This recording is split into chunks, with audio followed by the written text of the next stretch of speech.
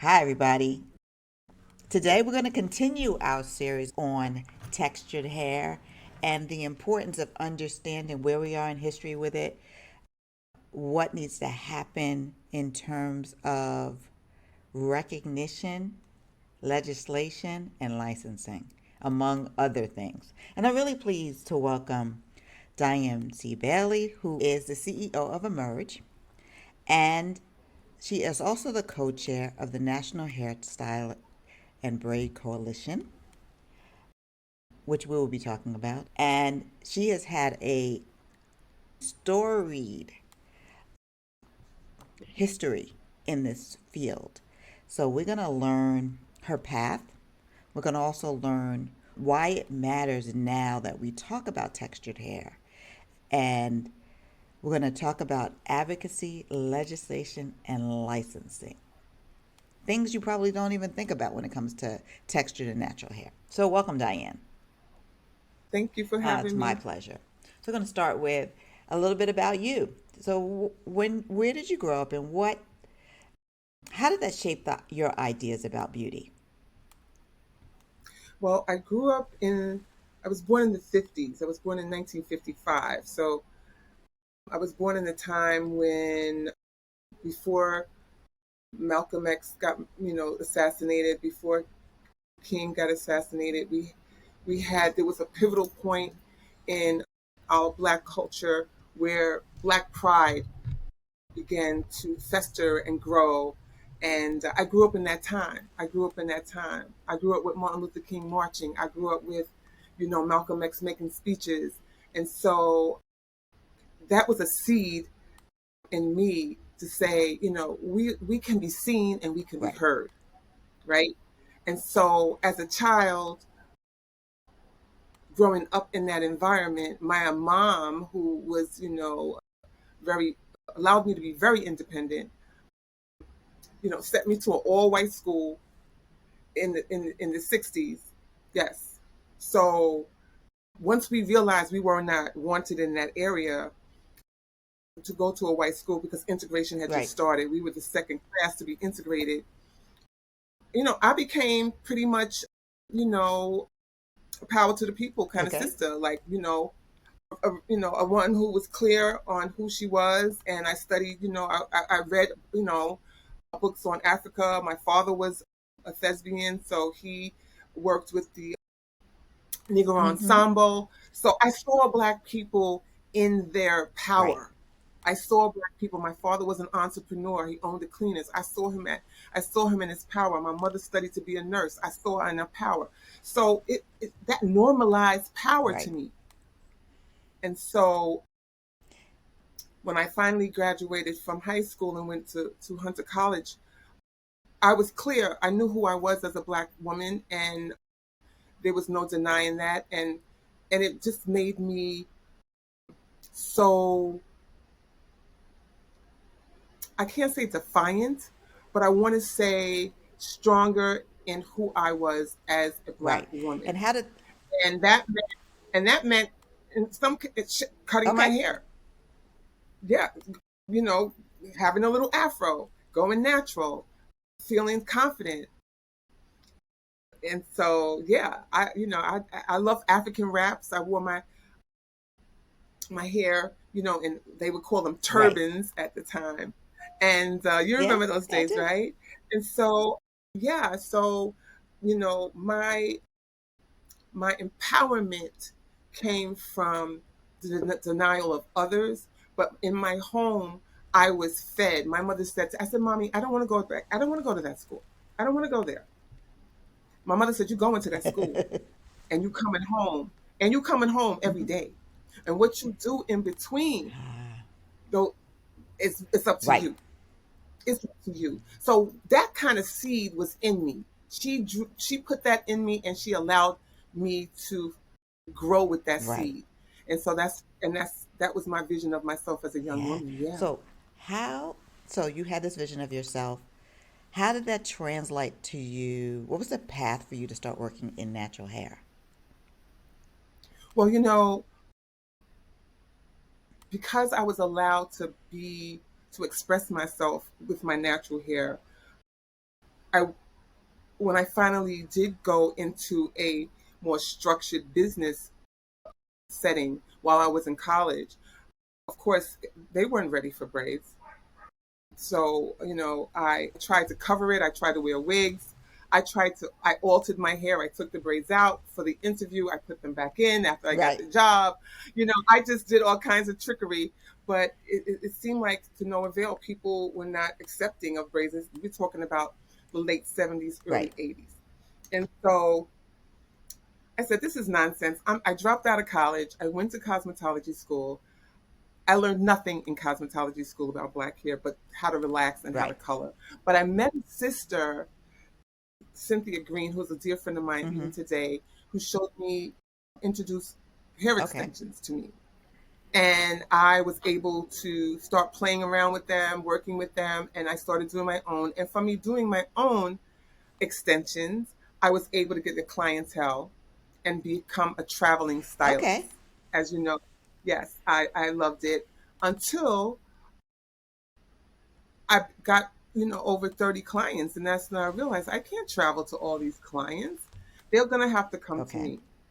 So I got a bigger apartment and I became a stylist Mm-hmm. at home. And that's basically how I started my business. My first business, Tendrils Hair Spa, I started that in 1987. 1987.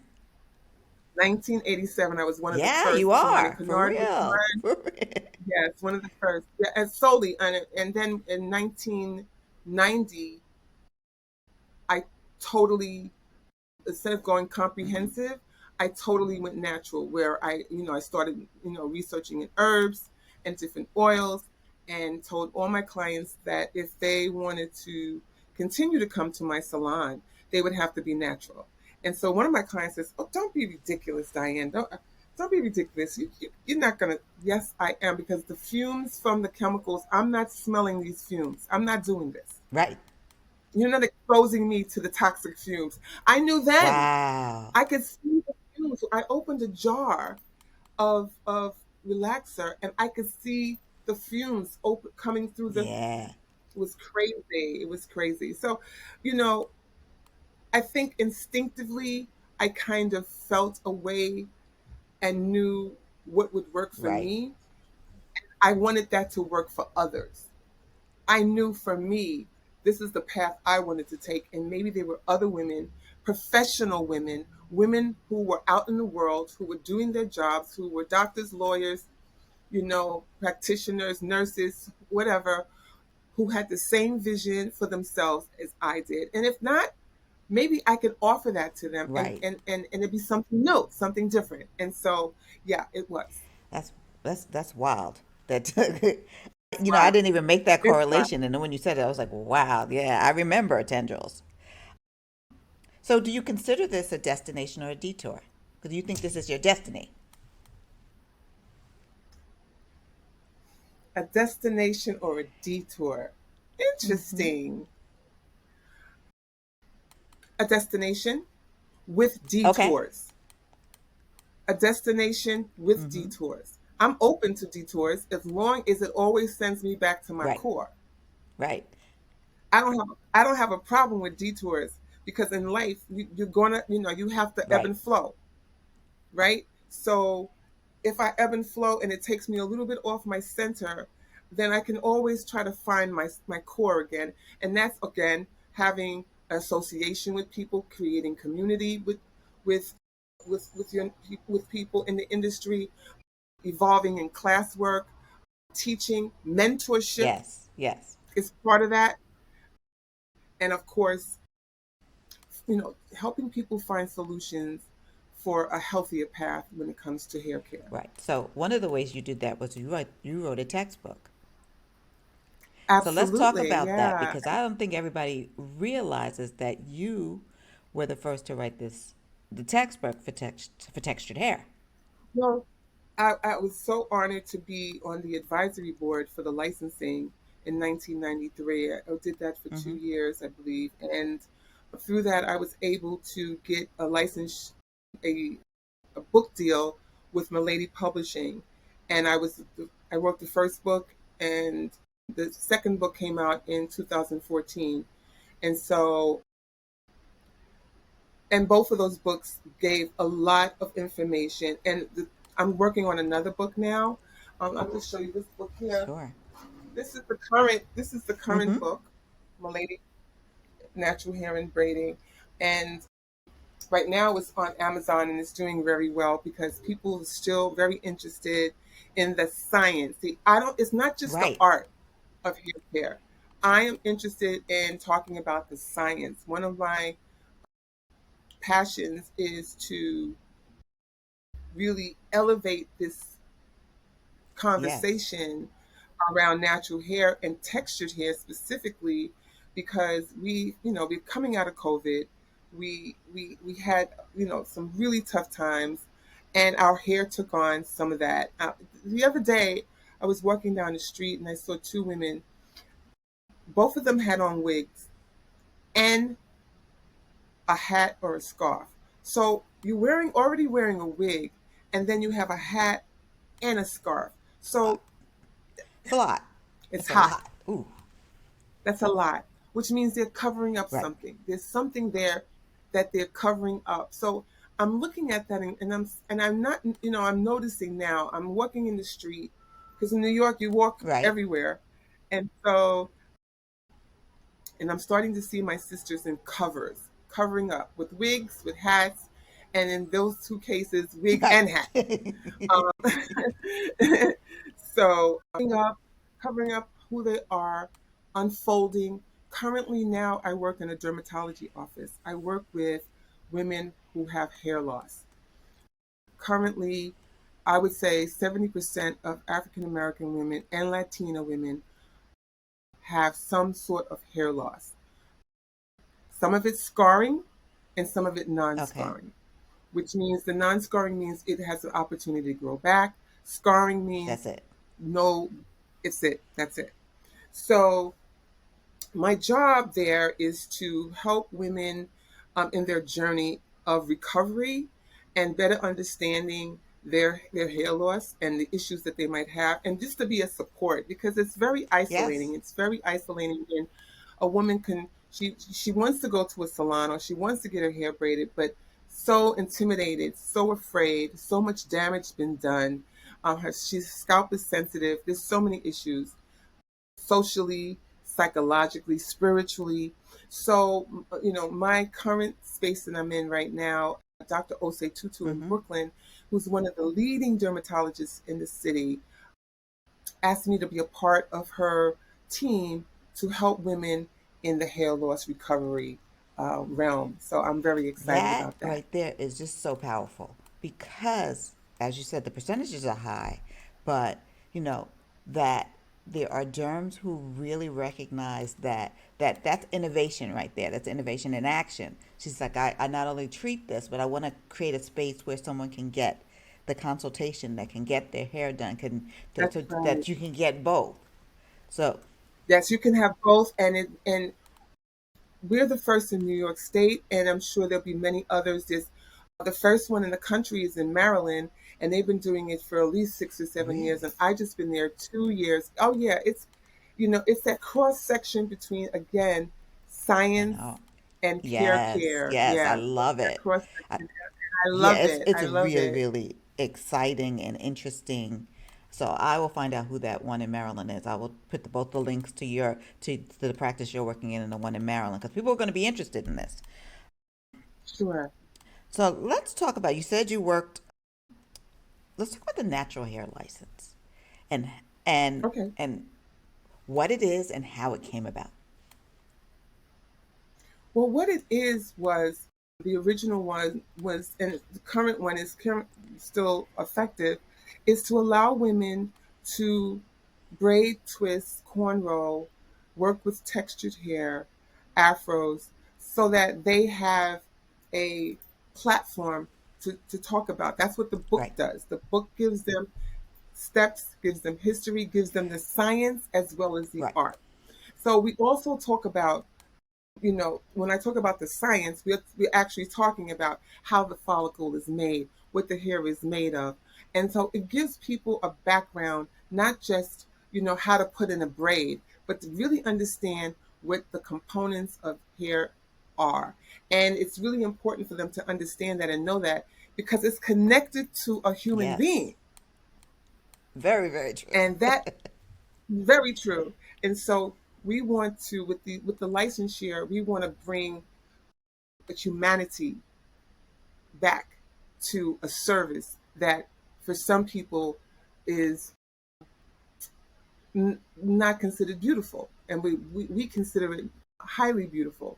And so education is important. Sanitation of it within our salons needs to be talked about. There's protocol around that, especially since we've had Right. COVID, and we know that COVID is not really going anywhere. It's just going to manifest itself in different ways. So having that conversation around hygiene, physical hygiene, and and sanitation with your tools. Right.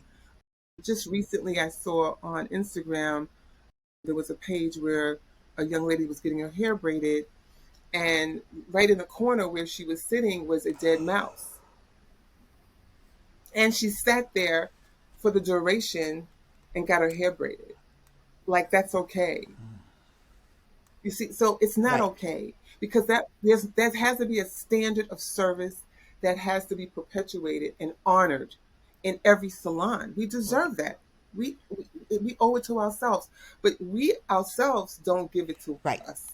So that's why we have to have a law that promotes healthy hair care, sanitation, and hygiene, scalp disorders and diseases, as well as the conversation of hair typing and textures, because textures is a vast subject that has been ignored from the very beginning of Right. cosmetology. So we're introducing it to cosmetology, and we're introducing it as part of the subject matter for the license for natural hair and Right. braidings. So for the audience who didn't know this, when was the establishment that you worked on establishing the first natural hair license? How? Okay, so in 1992, we had an organization with Tulani Kennard and Esmeralda Simmons, and we lobbied for licensure and got it passed in 1993. So we've always had this license. And then it came up again. They wanted to reconfigure it so that the African sector could have privilege of getting licensure without necessarily going to school. And so we don't necessarily want to deny Right. anyone the opportunity to get licensing. We just want them to be educated and get some formal information. So that's what we're working Right. on now, the formal information, so that it goes throughout, whether you are, Latina, whether you're African American, whether you're an African sister from whatever country you are. We want all of them to have the same opportunity so that they can service our community with Right. equity. That's really important. Yes. Yes. Because as Diane DaCosta mentioned in the early interview, none of this is taught in cosmetology school. So even if someone has a cosmetology license, they're They're not not going going to to know about textured hair. They're not going to know. And No, so they're they're teaching not. No, and themselves then so they think they know what they know because they've taught themselves. However, yeah, there's a textbook, y'all. yeah, there is science and there is a textbook, and we're still learning. We're still growing. I mean, it's never ending. I mean, there's a chapter in the book where we talk about herbs, and we talk about botanical, and we talk about oils and different butters, so that people can understand how to, what these butters do, what these herbs do, what these natural oils can do, and what properties they have, so that they can understand how they work. And yes, we know that certain butters work fantastically, but then when you have the science behind it, that just helps you to understand it even better. And then when you do a consultation with a client, you're able to help her understand what her role is in keeping her hair healthy. So it is, it's this we're just trying to pass this on. But the state of New York has, been kind of laxed on really pursuing it. So that's what we're here to Yes. do. That's our Right. job. Keeping them abreast, giving them the current information, adding texture and hygiene and sanitation and hair disorders and scalp disorders into play, as you know, along with this array, long range of textures and hair cutting and all the things that go for our community. We are at a pivotal point where our young women are so, with with social media, TikTok, all the media Right. hypes, that it they're all wonderful, but they're opportunities of distraction. Ah. So what we're trying to Mm-hmm. do, yes, the opportunities, and I say opportunities of distraction because you can still learn from those Right. opportunities, but we really want to bring them back into an educational setting where they can actually get the information they need that's useful and practical and forward Yeah. thinking.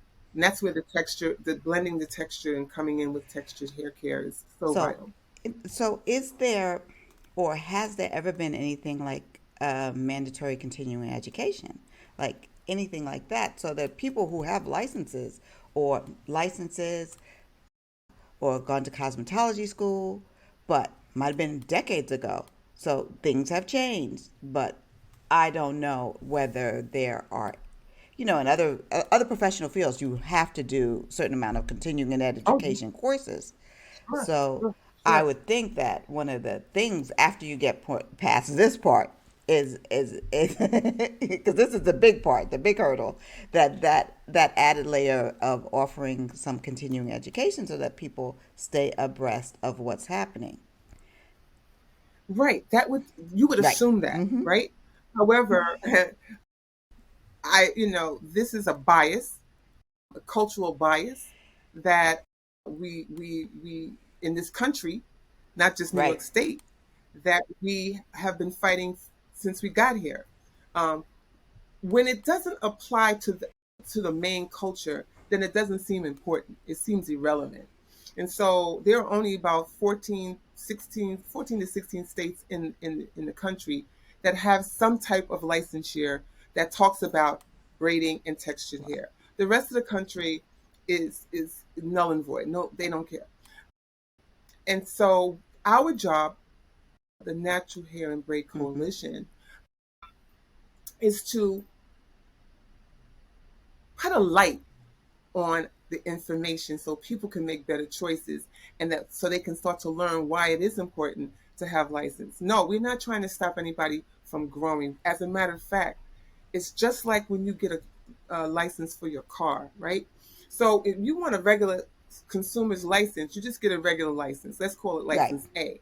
But now, but now maybe you really want to drive a big Mm-hmm. truck. You need a different Right. license for that. Motorcycles, I don't know if you need You do. a different You do. license for it, but it's another type of Yep. automobile. It'll still get you where you want to go, but you need a license for that. So these are all kind of things, and I'm not saying that out without having a license, people's lives will be jeopardized. But I am saying that we have exposed ourselves to so much Yes. misinformation and miseducation without licensing, so that now we have 70% of our women of color have hair loss and no one knows what to do about it because there's not a skill set to address it. Mm. So that's what's important, to get the education in the hands of the community. And it's also important to educate the consumer so she is Yes. aware of what services she's entitled to get, because she doesn't know either. So, our job, the coalition's purpose, is to build a community that supports and strengthens Black textured Yeah. hair. Period. Now it's That's it. and that is such a but that's it. It's simple, but it's hard at the same time, right? So Yeah. it's a singular goal with kind of multi levels to it because of all the things and all the hurdles, but It's Yes. also a challenge because it's vast, because our hair is vast, right? And our understanding Global. of, It's right, it's global. global. And It's and our global. understanding of what we're entitled to is limited depending on what our exposure to this information is, right? So this Yes. information is not just for professionals, it's also for the consumer so that she is better educated about, I'm going to get this new style. Who am I going to make sure Right. that is the, I do the research. I can look on Instagram for some or TikTok for inspiration, but I might need to ask a few Right. questions before I make an appointment. Yes. And this is the thing, there's so many grassroots sisters and brothers out there working from home who have great skill set in styling, but do not have the education of the science of hair care, who don't understand texture. And we're talking about, Diane DaCosta always talks about it, you know, a hair texture is not a Right. number. There's not this, for A, for B. It's infinite. And the combinations of hair typing and textures are infinite. And so we want people to really embrace the infiniteness of Yes. it, and be aware that education is a part of it. Like, how do I cut textured hair and and bring it back to life? Do I, a lot of people, what they're doing now, they're still Right. straightening it. They're still pressing it straight so that they can cut textured hair. That doesn't make sense unless she's wearing her hair Right. straight. If she's not wearing her hair straight, you have to cut it in the texture she's going to wear it, Yeah. because that's where the silhouette comes in. That's where the Right. And shape most comes people in. don't That's where the know, or I don't know if most people don't know, but that is rarely done. I will just say that. in mo- well, it's done in the right right, in the circles, right right? circles, but Um, it's not really, in the it's right rarely circles. shown. The people that are showing the cuts, It's really yes, it's rarely shown. shown. The people Exactly. who are It's really showing cuts are not showing that. right. They're showing it in a way where they're changing it back and forth. And now they have beautiful cuts where people have textured hair and they're cutting it. But I don't have that wave pattern, that curl pattern. My hair is straight out of Africa. Okay. So I have to elongate my hair a little bit in order so I can see, the Right, shape, and so that I can conform, and make it molded to my right, face. And so those are the tricks. Those are the things. That's the science of the art of textured right. hair. So why is it? Because I was not aware of it. One of the things Diane DaCosta said that was really intriguing to me is that the state licensing exam still does not have textured hair on it. No, it Is does not, that because it doesn't teach it. because they don't teach it, they don't do it? So so it makes it even harder. How do we try to change that? Is that something? Yes, we Hmm? are. Yes. Yeah, we Yeah. are. So that's one of the That's things right. that's on your Yeah, list. That's why I said this is easy, but that's this on the is list. That's on the you list. got a list. That's on the list. That's the first thing on the list. To in the next book that I write, with the help of the coalition, we talking more about hair textures. There's textures in the book, but it's not broken down even further. We can break it down even Mm-hmm. further. And so I wrote that book in 2014. It is 2000 what? 23. Almost 10 years Right. ago. So we exactly. So it's time. Yes.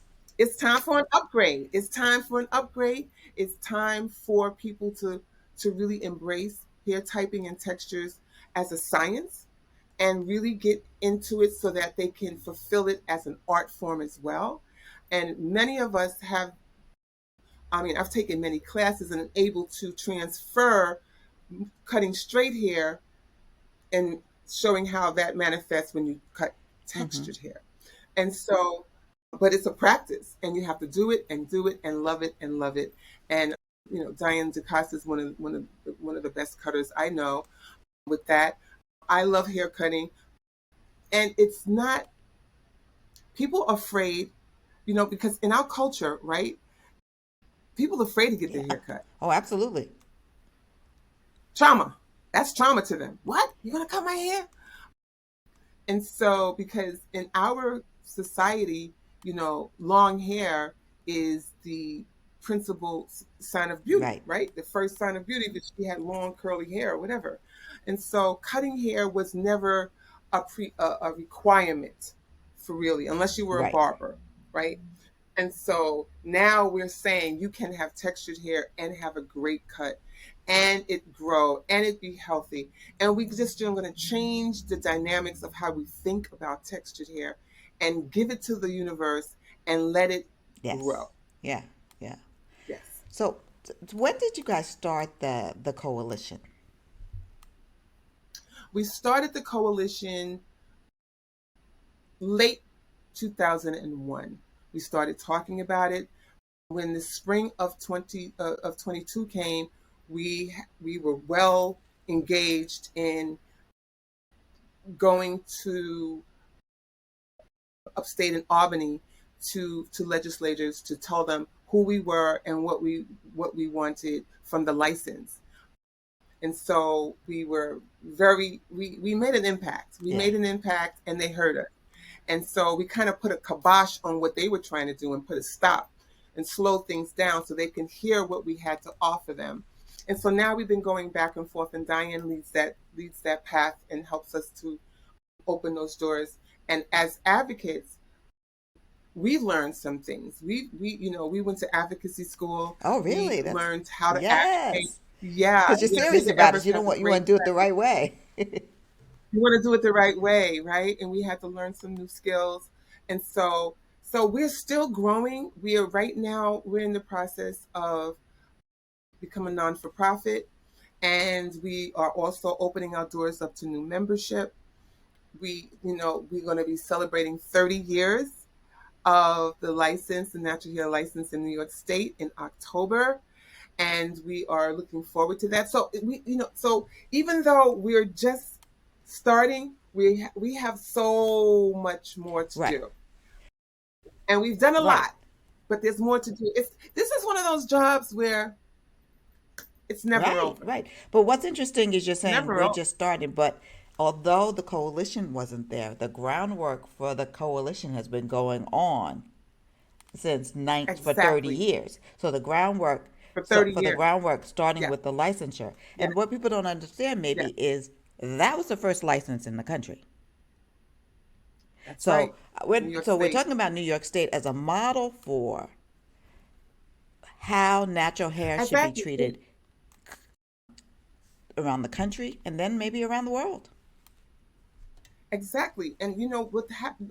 You know, we were the first state, but there are a lot of people that feel when we got the license that it was Okay. intrusive and and they didn't feel it was necessary because it's an African because this is what we do in Africa. And so, you know, we have tribal traditions around braiding, and I totally respect that because of course I was braiding and never been to Africa. Africa's in Right. me. Africa's in Right. you. That's our DNA, right? So I could see something and recognize it and then duplicate it because it's in us, right? So that's what we had to change. We had to change this perspective of, oh, you don't need a licensure. This is what we do. This is our tradition. This is our cultural right. This is our cultural aesthetics. Absolutely, all of the above. However, it is a business, it is a Right. science, and it is an art Right. form. And all of those things have to be Right. addressed. Because when you don't even, I mean, and I'm not going to blame anyone for, but the hair loss that we're experiencing is coming from somewhere. So if it's from a lack of knowledge, then why don't we get the knowledge? Because if it's gonna if it's if the and younger and younger women are experiencing this. This was Yes. something we used to Yes. see when we were young, right? We used to see that with people our grandmothers' ages, right? Right. Listen, That's when we saw it. We didn't see it. that's when you start. Yeah, I saw alopecia with my grandmother. She was an older woman, so we assume that your hair's going to get thinner, right? However, if you're 20 and you have hair loss and it's scarring hair loss, which means it's not coming back, if you ignore it, it will get only worse. If you catch it early, you might be able to save some of your hair. And it's so sad because it is very expensive to go and make an investment in yourself in that way. The science of dermatology is amazing, but it is very expensive, and if your insurance doesn't cover it, Yeah. Yeah. Well, yeah, this is the yeah. reason that dermatology is one of the hardest. I did a show on this. I talked to Dr. Cheryl Burgess a couple of years ago, and we talked about the Okay. lack of, that there are not as many black and brown dermatologists because Hmm. dermatology is one of the most competitive specialties because Hmm. they don't accept insurance. So so Okay. so people are paying out of pocket. I was wondering.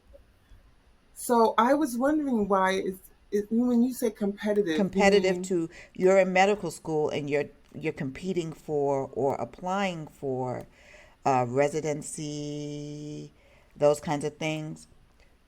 Yes. That's the Mm-hmm. competition. That point, what's your specialty going to Mm-hmm. be? Dermatology is hard to Mm-hmm. get into.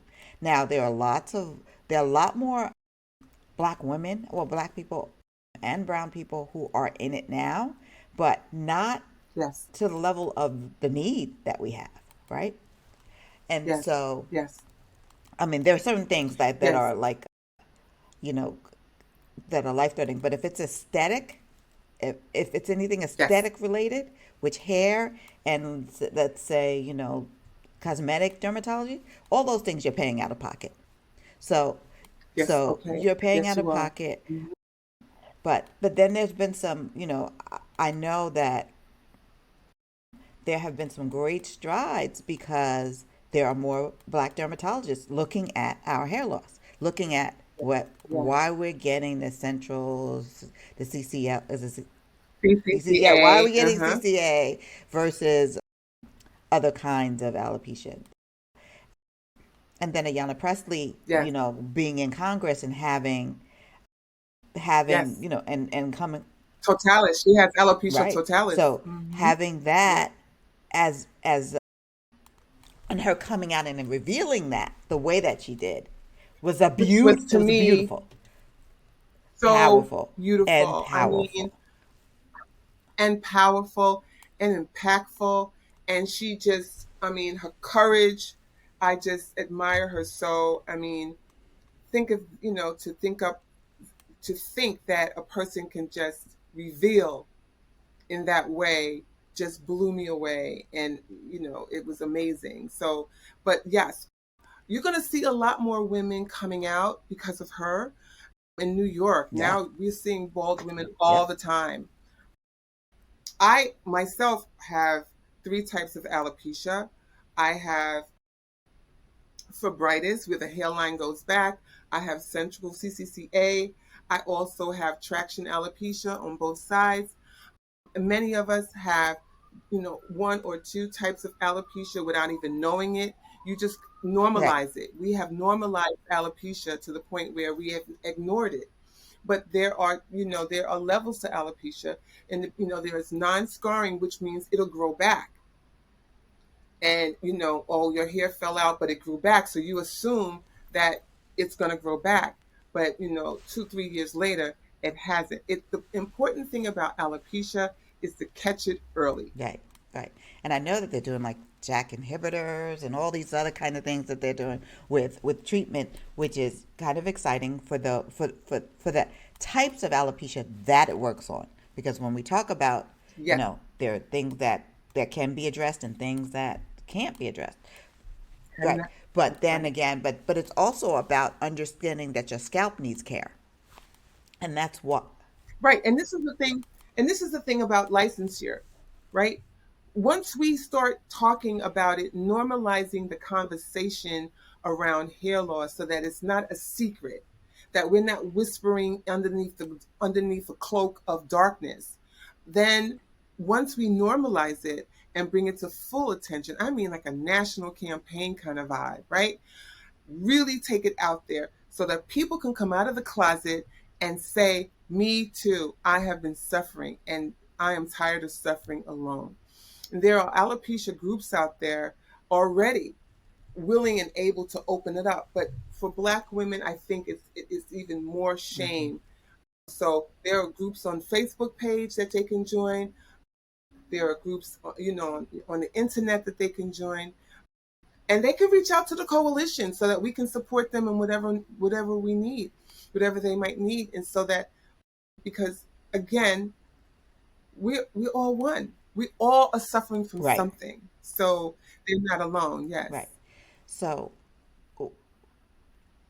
so you're doing the dermatology book. You're no, you're working in a dermatology practice. You're working on the coalition. yes, Another book is in the yes, offing. Is there anything else that you're working yes. on? Well, there's so many things I would love to do.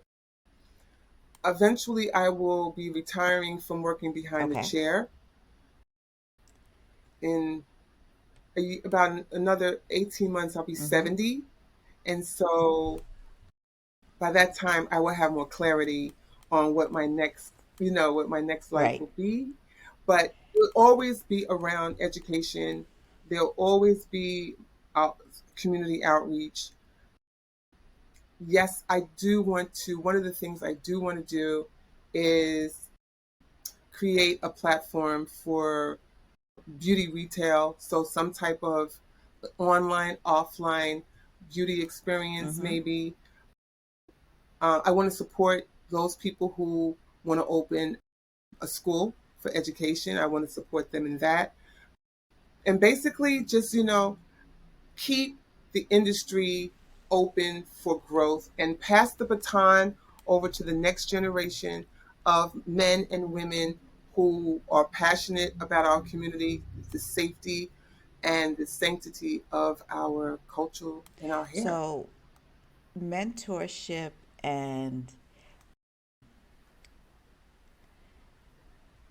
connection with multi-generational Right. Mm-hmm. experts or textured hair enthusiasts, if for lack of a word, if they're not Yes. pros, they could be enthusiasts who could be on the Yes. advocacy side. But it's a matter of Yes. connecting. Are I know a lot the work that the coalition is doing currently is in New York State, but are you guys connected with people in other states who are doing similar Oh, work? absolutely. Absolutely. Absolutely. We are opening our doors to membership and supporting them in lobbying for licensure in their state if they don't already have one. If they do have one, we are there to support them because each state has its own Right. jurisdiction. So, each state has to be addressed. And so, yes, we're starting slowly to build those outreach events so that we can go to state. But it's an ongoing process. Finding people who are willing to really step out because this is another Right. job. This is another job. This is not something you do on the weekends. This is something that you become, and it can take over, a lot of time. It's Right. political. It's Right. politics. Right, but It's it's separate and politics. apart. Well, in the next episode, we're going to talk about the Crown Act, but it's separate and apart from the Crown Act. It's about the actual Yes. profession and Right. skill It's the set actual profession. related to textured Yes. hair. So, And the Crown Act does right, fortify us because it talks to the community and saying, this is what racial discrimination looks like based on hair right, type. And so that language wasn't there before. And so now it is. And so people are now sensitive to that language where the Crown Act has given us a right, boost so that people understand what we're saying is this not from right. nowhere. the fact that we've seen what discrimination looks like several times. A person, the young boy from Right. New Jersey, where his hair got cut. Yes.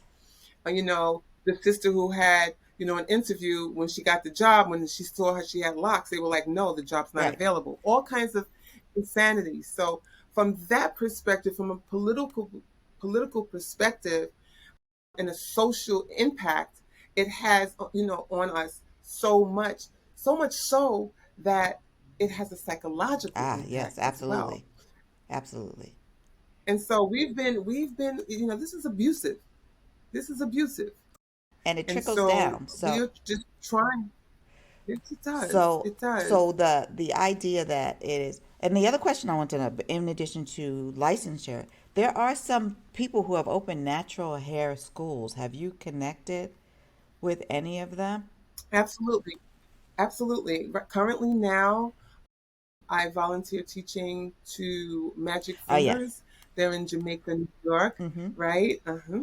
And Stasha has been, that it's her school. It's amazing. You can go online and look up Magic Fingers Mm-hmm. Institute.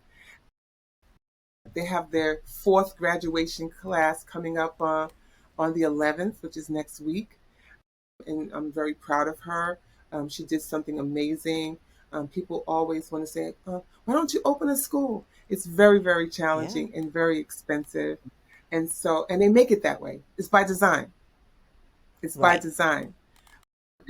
Right. So, but for those who have the tenacity, the willpower, the dream, the vision, the coalition's there to Mm-hmm. support. Mm-hmm. That's it. Simple as Yeah, that. because I did, I would say maybe it's 2019. 2019, it must be 2019. 2018, 2019, I did a global hair guide for Essence. And that was when Julie Wilson was there. And, of Okay. stylist salon. And it was every type of hair. But I think I found a couple of people like in that had hair schools, that natural hair Yes. salons and schools, which I thought were like looking at innovation and not in places that we're expecting. It wasn't Atlanta, it wasn't DC, Baltimore, Philly, it wasn't anything like that. It wasn't Houston, it was Kansas or something like that. I don't know. I can't remember where, but one was in Yes. Yes. Sacramento. Yes. Like it was like Mm. that, and so I like the idea that there is a a through line for everyone to connect so that the work can go forward, you know, everywhere at the same time, you know? Everywhere at the same time because it's already out there. And so all we're trying to do now is, reflect the science with the art, put the science and the art together so that our industry flourishes and so that our community benefits from it. Like textured hair is not going Right, anywhere. This is who we are. This is right. it. And so, it it's a shame that it's taken this long, but we're getting there, and it's one step at a time. And what, I mean, and if you have not listened, and I'm just saying this as an aside to people, if you have not listened to my interview with Diane DaCosta, and if you listen to the beginning of this, you will know how long we've been talking about textured hair and how many waves of time, how many waves it has peaked in. It's never gone away, Right. but it has ebbed and flowed at different times. So you'll Yes. become aware of that in a different way. And then maybe when you're looking at old pictures in your family album, understand why you're seeing natural hair at different points in different ways. Yeah, Exactly. Exactly. It's part of our part of our history, and it's not going part of our anywhere. history It's and a part part of of our our history present and part of our future. and part of our Yeah, future. yeah, yeah, Absolutely. yeah. So Diane, thank you so much. Thank you How so much. can people get in touch with you? To what social handles? How can people follow you?